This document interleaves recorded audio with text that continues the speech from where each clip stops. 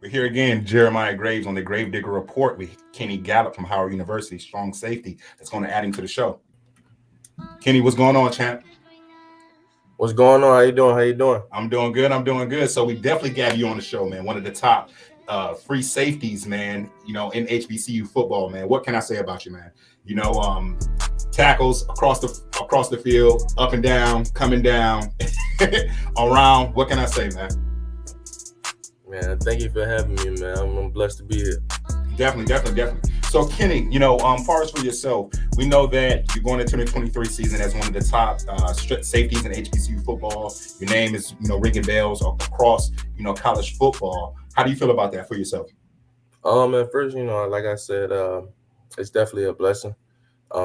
Just seeing that the hard work paying off, but at the same time, it's kind of like this me versus me. So I'm just staying down, working hard, and just staying humble, man. Just ready for this season to come up. Don't it? So, with you being one of the top safeties here on the Gravedigger Report, we like to give individuals nicknames. So, we had the Sias Guthrie, HBCU, Golden Child down in Jackson State. And for yourself, man, Yeah, dog. he definitely is a dog. And Yeah, dog. also for yourself as well, man. So, for your nickname, man, when I looked at your film, all I see is that you coming down and you striking towards the opposing individual with the ball. So your nickname, man, it has to be Striker. So Kenny Striker Gallop. How you feel about that? Nah, man, that's smooth, man. I rock with that, man. They kind of like call me Tank at school, so it's like I can rock with that. I like striking. Definitely. Now, with this upcoming season, man, they have you as, one of the best. And also this past 22 season, you were actually able to win the MEAC championship with Howard University. And you were able to be second in the whole conference in tackles at free safety. When I seen that, I was like, free safety, second in the conference at tackles. That means you had 6 tackles or more in every game last year. That just attests to your hard work. Can you speak to that? Man, like I say, man, first, just like, the game plan, a lot of times, and, just believing in the game plan, basically, just believing in the game plan, watching a whole lot of film, picking up on people's tendency, it helps you react faster. You know what I'm saying? Like one thing about, our DB coach, man, he always asks, man, you going to be hiding in the back or, are you going to be on Front Street, so just trying to go out there and set the tone early, just attacking the ball. Like that's one thing I take pride in, attacking the ball and just hustling to the ball, man. A lot of time really just be hustling, just hustling to the football. It's really nothing special, really just about heart, and how bad you want it. So I say, that's why I make it, I feel like it don't be that hard. Definitely understood. Now, Kenny, to speak a little bit about your childhood, you're actually from Churchland, Virginia, correct? Right. And at Churchland, did you play any other sports other than football? So I played baseball growing up. My pops, he loved baseball. He played baseball at Norfolk State. And I also played basketball, playing AAU and then, I played high school all the way throughout the 10th grade. But football, was the main focus. I got to playing, travel ball with my 7-on-7 team, Mach 1. And I was seeing, college coaches come and talk to me then. So I said, man, it's time to lock in, and Right. sacrifice and just lock in on football. So that's what I did. And how was that recruiting process from high school to your collegiate? The word to me, man, like really was kind of like to me is disrespectful. I Okay. feel like I wasn't looked at, a lot by a lot of college coaches. Well, I say I was looked at, but a lot of no college coaches really gave me offers and scholarships and things like that. Gotcha. And so like that's one of the things that really, believe it or not, kind of like still motivates me. Right. And Howard, gave me a full ride, and like my father used to always tell me you only need one school. Mm-hmm. And so, that's end of the day, Howard, decided to give me a full ride and I chose Howard and the rest is history. So Yeah, and with you being from the DMV, that definitely makes a lot of sense. And right, we can't agree that the DMV puts out a lot of pro players and a lot of All-Americans such as yourself, college right, athletes. So with that transition, from Churchland to Howard, and your family are able to come up and see and visit as well too. right. That's yeah. So that's definitely a blessing. Now, as far as for once you were at Howard, how was that transition? Being able to play the strong safety position. I would say at first, man, like any other freshman, you was kind of like had to adjust to the college life, just the change of speed, just being, the game just being a little faster, um, just knowing, how to like really watch film. In high school, I'm not gonna lie, I wasn't really watching film as much, as as I am right now in the college, but Mm-hmm. just kind of like just adjusting, you know what I'm Mm-hmm. saying? And once I got, everything, once I, learned, different things like that, it became easier and easier and easier. So, just really just building my mental up. And so that was the biggest thing for me, man, is really the mental stuff to get that right. So Understood. So, for in general, what do you think the theme is being a All American, coming out of the HBCU, having the hype that you do, going to an NFL team?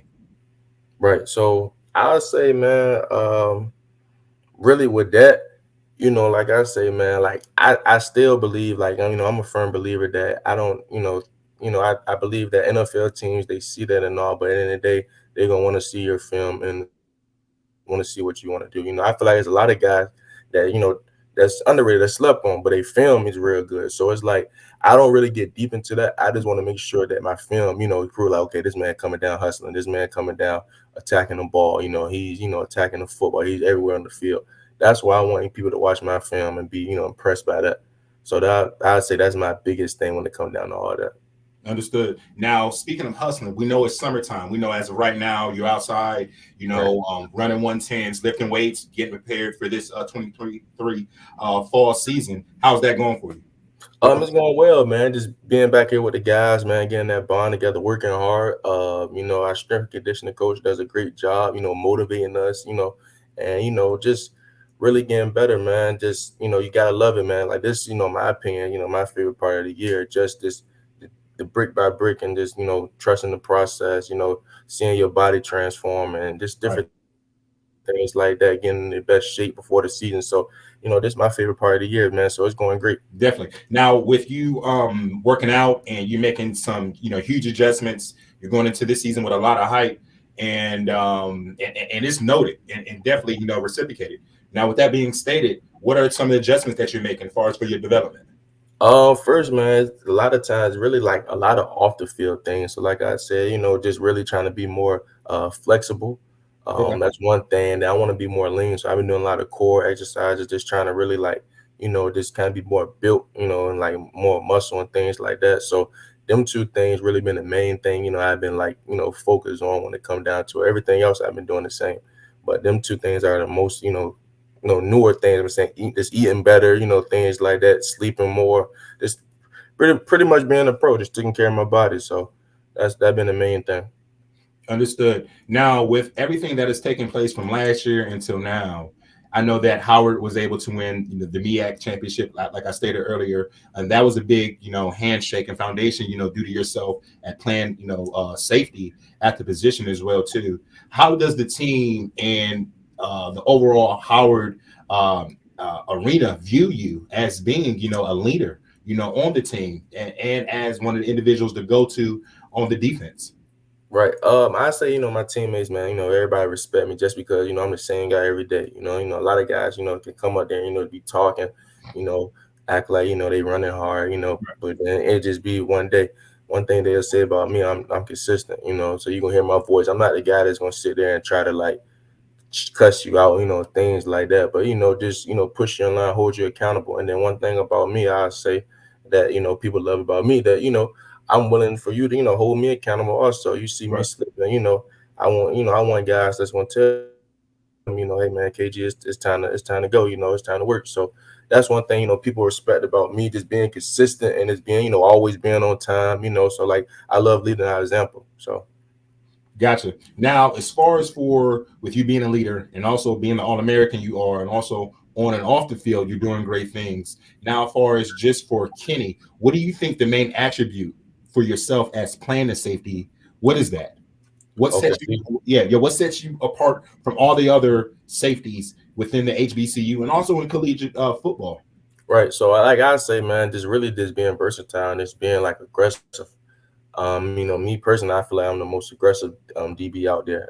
So when it come down to really just being that, But see, a lot of like, and a lot of people, and kind of like sleep on me and like my coverage, things like that, which I'm gonna show a lot of people this year, But it's That's what I'm like, talking I feel like I feel like I can really do it all, man. Of course, it's things I can work on, but like I have 5 pass breakups, like you don't really see no, film of me getting bombed or nothing like that. So it's like I would say like one thing I want to work on is really, better ball skills. You know what I'm saying? Just coming down with plays, which is it's gonna happen this year. So it's at time only time can tell. But like one thing I would say, just me being versatile, being aggressive, that I can play up high, I can come down in the box. So that's one thing I say that my best attribute. definitely. And the reason why I asked that is because I would like to see you sometimes in the box based on how well that you can tackle. Right. And and I wonder how that relationship is, with the linebackers, because you're 6'1", 210, and you're coming down and you making tackles within the 1 and the 2, Right. within those, the A and the B gaps. So I know the relationship is great, and I know that that extra assistance and aid would definitely be appreciated. Right. And so how is that relationship with you and the linebackers and the linemen? I mean, you hang out with some of the linebackers, or some of the linemen when you're off the field, because you play like a linebacker, but Right. you're at the free safety, or safety position. Right. No, the relationship as well, man. Like I say, man, we all trust the scheme, man. We all sacrifice, just for us to win games. So that's what it's all, the main thing about, like to be honest, man, there's some games, I might be have lower tackle than other, but as long as we win, that's all that really matter. So Right. relationship as well, man. They all my guys from the D line to the linebackers, a bunch of, scrappy dogs, that's hungry, really to go hunt, and that's really how we look at it, man. We Yeah. all dogs, all Yeah. 11 of us on the field. We just going to attack that ball, man. We say, hey, who gonna set the tone? Yeah. You know what I'm saying? That's our biggest thing, man. Who gonna really set the tone? We don't want to wait, for anything. Let's go out there and set the tone, punch somebody in the mouth. So that's our relationship as well, man. It's great. The chemistry is there, man. I love them guys to death. Noted, noted, noted. What are some of the expectations just for you individually heading into this season? For me, man, like I want, like I say, man, I want to lead my team to the celebration, bro. Like that really been on my mind a lot, man. Right. I really do believe that we have the talent, to win the whole thing. I really do believe that. So just really being a leader and leading guys so we can win them games and things like that. But also, man, just have a great season, man. A great season. So after this season, my life can change. So whatever that can be, hey, that's the goal. Yeah. Speaking of your life changing, you're already receiving a lot of notoriety based on last year. Heading Right. into this season, you're going to be that guy as well too.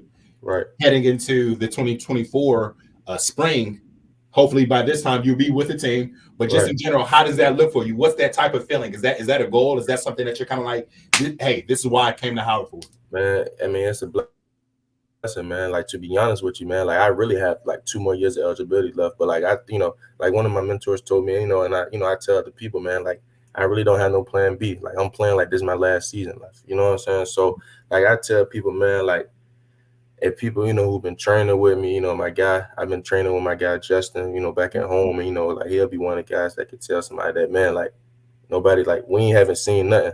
We haven't seen nothing yet. Like, man, it's just I'm just really getting started, man. So that's why I'm so proud, for this season. But it's it's definitely a blessing, man, just to, be in them talks. Cause when you're a little kid, you think about going to the NFL. And then definitely, coming from an HBCU is big, because then you opening the spotlight for other guys. Like my brother also go to Howard play football.